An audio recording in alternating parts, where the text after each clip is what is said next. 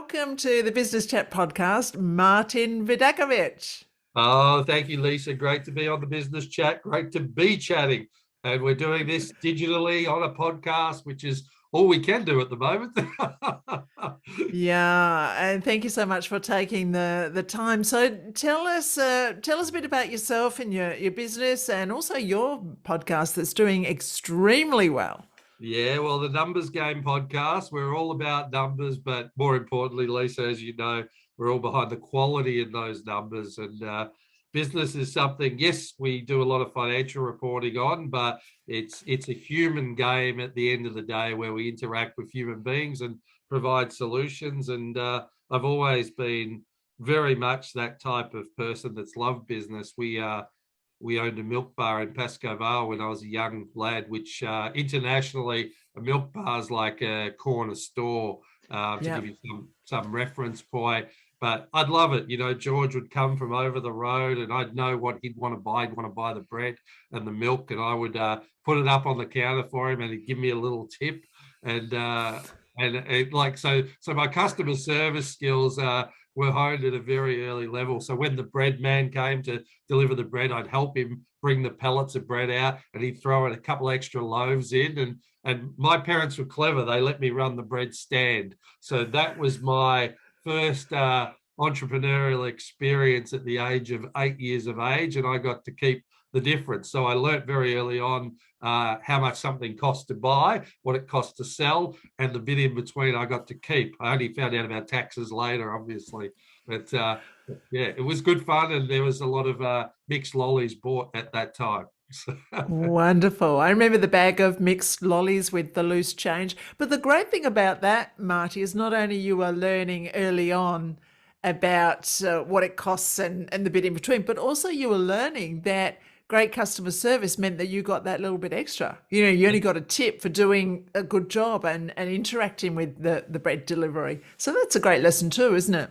Absolutely. And what I realized, and probably from that early age, it came out of that, was it's those subtle differences. It's that subtle care that you give to someone in providing a solution that makes all the difference. And it doesn't necessarily have to be a lot more than what the general market is doing, but you realize if you can have that added advantage that you provide, or you're taking that extra level of care, it really pays back in spades. And I think I've always said selling, people worry about selling. They think it's a nasty word sometimes, but I always thought it was something you do for people, not to people. So it's really about asking great questions, listening to what they want, and delivering a solution that they want, not necessarily what you think they should want. And I think there's that, even in that, there's that subtle understanding of really providing that holistic benefit to a client that you can build, you know, foundations, products, services, teams around. So yeah, it was a really good grounding. I think it really shaped myself. Chess, I love playing chess, so that enabled me to think strategically, which I thought was good. And of course, playing Monopoly with Grandma, she always wanted to beat me, and it was a very tough gig to win. And but again, even those games at a younger age, really, I really love that entrepreneurialism and strategic thinking. So I think business for me was a very nice fit, really. Yeah. And I know, Marty, from previous conversations that we've had, that you also did a stint as a stand-up comedian. How on earth did that happen? It's it's yeah, I had to stop because I got tired of everyone laughing at me, Lisa. That's my but yeah, look, that was I was pretty introverted as a young man, and I always loved my sports and challenging myself. And I thought stand up. I love Robin Williams and Billy Connolly back in the late 80s and early 90s, and they Good Morning Vietnam, that film really resonated, that it didn't matter how bad a circumstance was, humor made it better. And I always thought if people are smiling, they're listening. And it was just such a wonderful thing to experience. And I was so nervous in doing my first gig, and legitimately, not only did people not laugh on that first gig, they didn't move. It was that bad. And I never forget it. And they say you die on stage. It is legitimately the closest form of death you can come to in our society. And it was I was very fortunate. A couple of comedians said, give it another shot. Give it. You've got the stage presence. You just need to develop the material. And so I did it. The third gig I did, I remember at the Botanical in Victoria, I got a standing ovation on that, and it was the most electrifying experience. And you really could take feedback in real time, so you could share your ideas, you could see how the audience responds, and it also, even though it's a very courageous thing to experience, you also could ascertain that it didn't matter if not everyone liked you. And I think that's a really important lesson, in that if you won 51% of the crowd, you won the night. And I think it was really good because you could see that everyone was coming from their own perspective, and it was never going to be right or wrong. It was just, were you enjoying sharing your craft? And that helped me in business to not be too hard on myself and not to judge others as well, to really look for the best in people and to bring out that best, and know that we're on the path we want to be on in expanding our business. So stand up was really good in engaging with audiences, which is engaging with your client base. Basically, Yeah. it helped me in general business presentations because there wasn't anything as difficult as doing the stand up stuff. So yeah, comedy is a great way. You learn so much from that. And the other thing that I was thinking was, comedy is very much about timing and about knowing when to speak and when to pause, and also reading the room. And those are great skills that we need for sales and for presentations. Well, you think about it whenever you're writing a joke, and I still do it to keep my mind nimble, but I go, you're extracting the non-essentials to get to the laugh as quickly as possible. So there's a setup and punch, but you're also drawing on experience in your own personal life. But I love that strategy piece. Like, even in business, you're looking for the greatest efficiency to get to a result, and that in itself is very strategic. So that helped me. It's the street smarts I picked up out of comedy, but that really helped me. I don't like overcomplicating something that can be simplified and amplified. And I think that's always I'm always striving to find, how do we work complexity into that simplicity that actually is of value to the market. So that has been a great tool for me, and it's helped me cut through the fluff to get to the stuff ultimately. So yeah.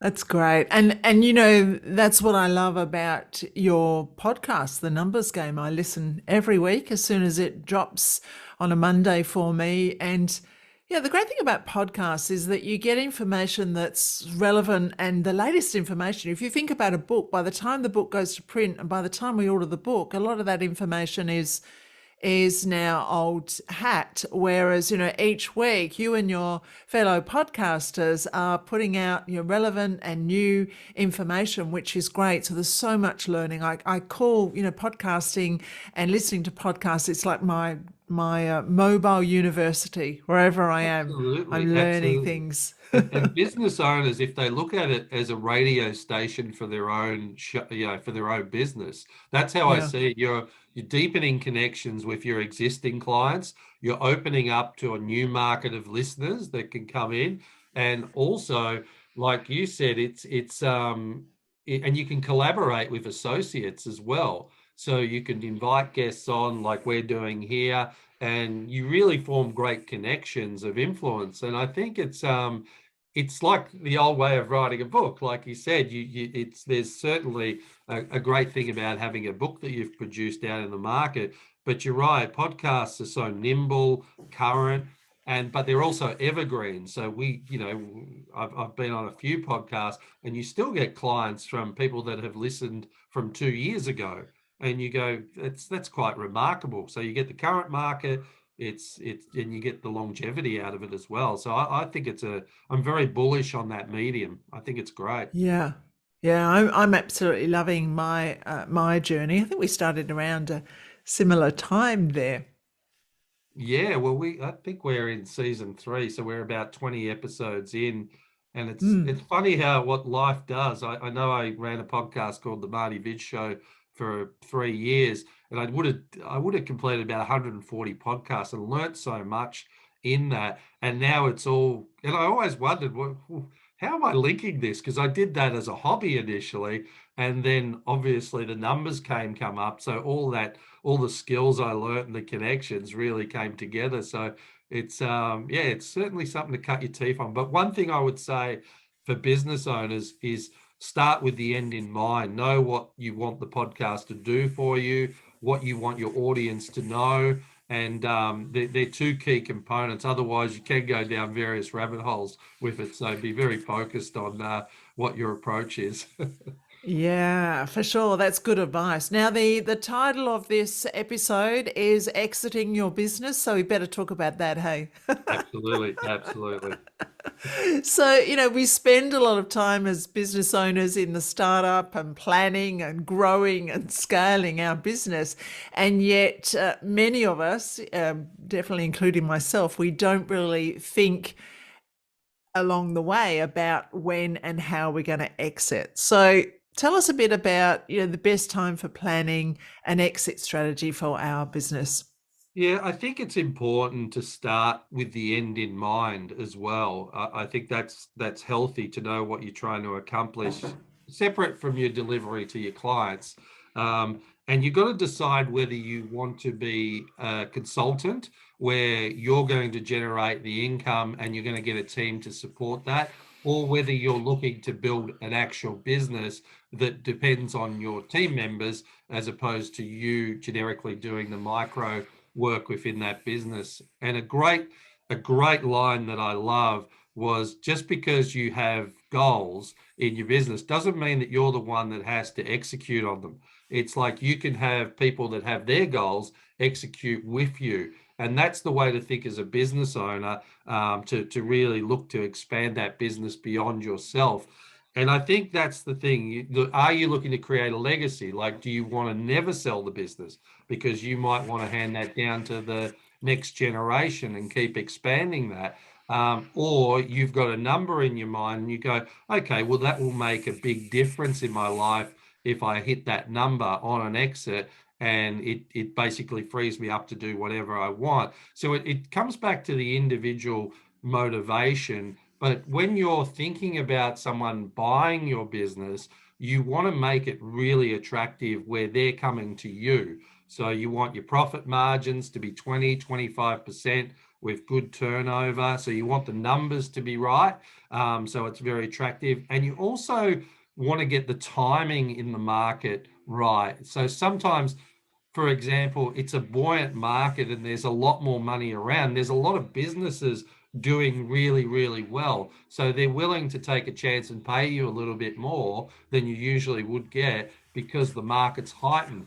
Other times it's a challenging market, and that might be time to really, get down to work and get through the next wave of challenge until you get more to that more buoyant market. So you'll generally find, I always think there's a great time in every decade. So you want to get the timing as right as you can. And generally, if you're building a great business, you'll know, and you're connecting to other business owners that might be looking to purchase you. So it might be, who is going to be the purchase target, and you're forming relationships within those businesses, catching up for a coffee, talking about your strategy through challenge, talking about your opportunity, talking about your business financials. And I think they're the sort of things that you can engage in as a managing director to really put yourself in a fantastic position when that opportunity comes. So I hope that resonates.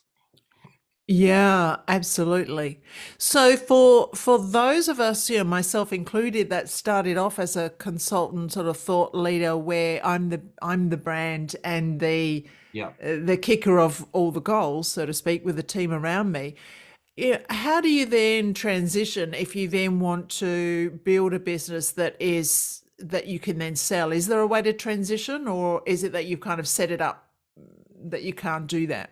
Yeah, you can transition, and I'll put it in my industry so it'll be clearer for me explaining it. But let's say someone goes out of a bank and becomes a mortgage broker, and they're independent, and then they get a couple of staff underneath them to support them, and then they're going, you know what, I've been doing this for 10 years. I think I should be building a business here. But they make that line in the sand decision to go, you know what, I do want to expand. And then they bring another mortgage broker on, and another mortgage broker on, they bring support staff on, and they start to distance themselves from the everyday running of the business. So basically, they're then executing on your process and your idea, and they're generating revenues from that. So there is a transition point, but it's almost a line in the sand, and consultants can make really good money. And if you love what you do, then, you know, sometimes that's a real sweet spot. That's like, get the backup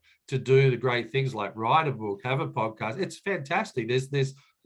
I always look at consultants and I think that's a fantastic way to go about business. But really, if your decision is, I want to build a business, it's a line in the sand approach. And then you got to create process, infrastructure, and systems so you can duplicate yourself.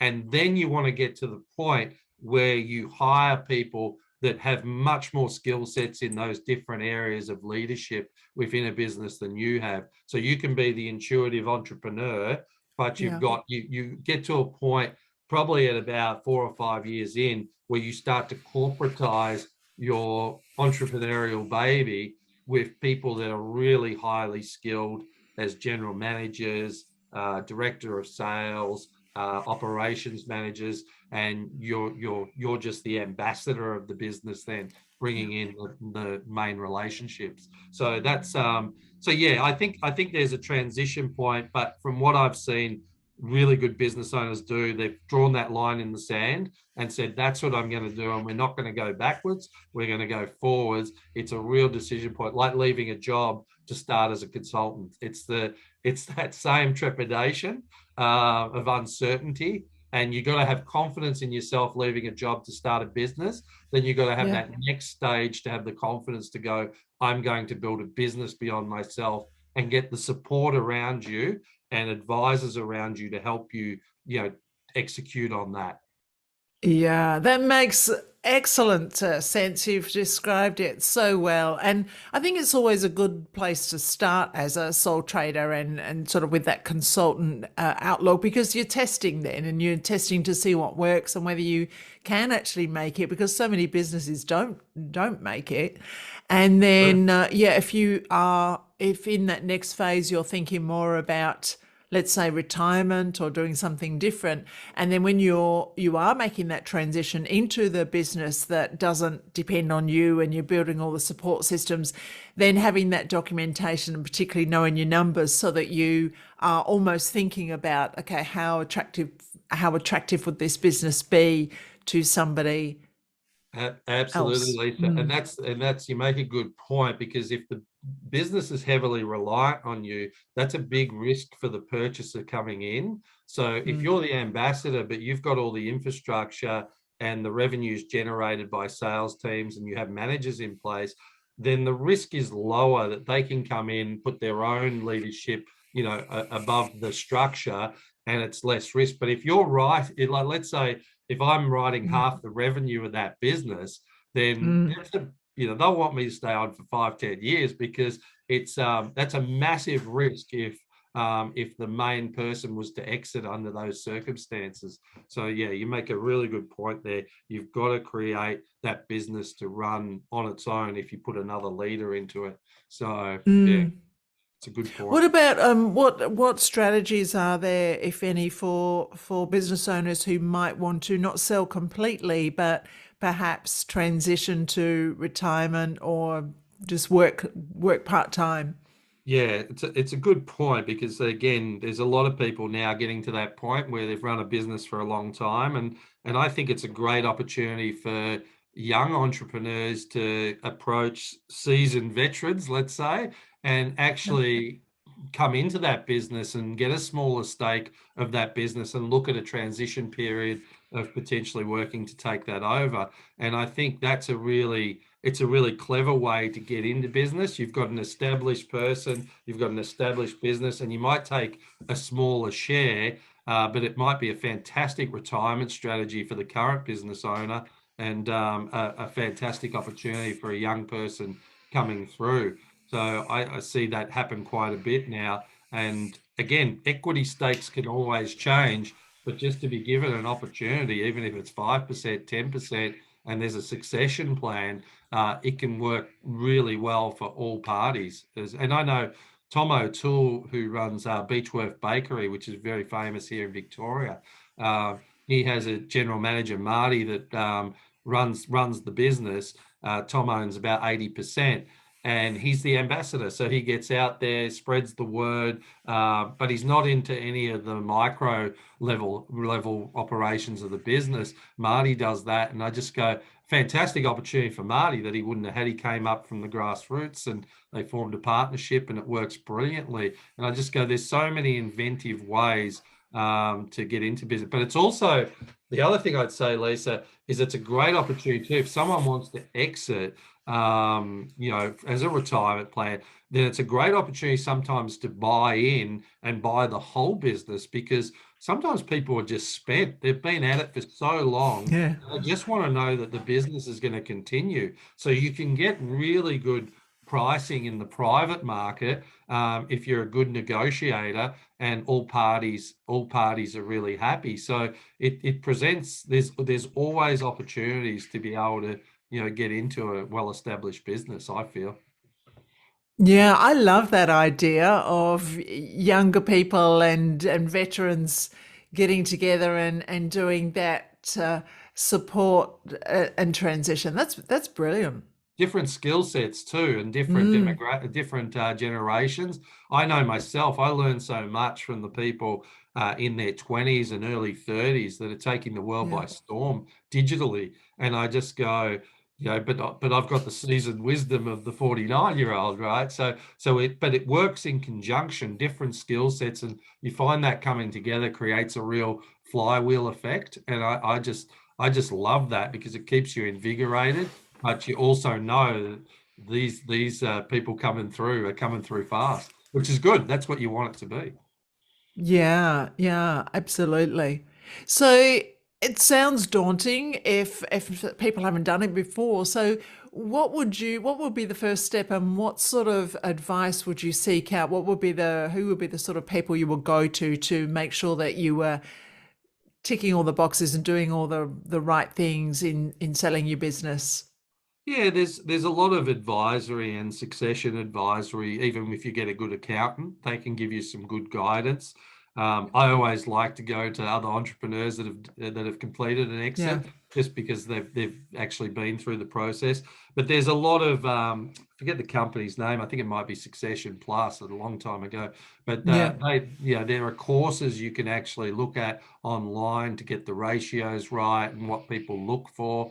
There are IPO experts, like even in regards to taking your business to an IPO, you get some great insight as to what business owners are looking for and what investors are looking for. Because I still find it quite remarkable that you could come up with an idea and you can generate 200 grand of profit, and like you might have a publicly listed company going, I will pay you 8 to 10 times that for that business. I feel like, geez, when are the police coming and putting the cuffs on? Because you can actually, if you can execute on your ideas, it's like, yeah. it's amazing how you can create something out of thin air that's of value. And I think we generally have an entrepreneurial spirit, whether we're professionals in work, or we're talking to our kids, or whether we're running a business. I think that flair is there. And I think there's a lot of good places to get an understanding of what people look for